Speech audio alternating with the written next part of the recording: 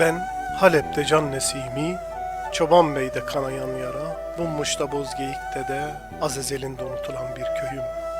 Ben namusu için savaşan er, Kesep'te yüreğe yanan yar, Bayır bucakta gözyaşı döken Ayşe bacı, diyardan diyara savrulan Türkmenem.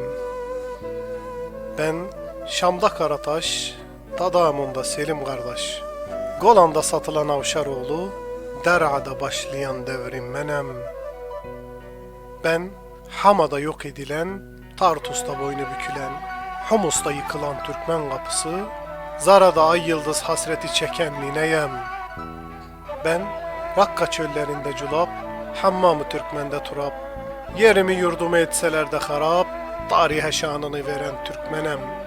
Bu dava asla ölmez, ölmeyecek. Bir fidan ölürse 1000 fidan gelecek. Kanla sulanıp gözyaşlarıyla yeşerecek.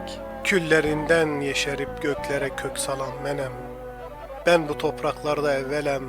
Ben bu topraklarda ezelem. Ezelden gelmişem bu yurda.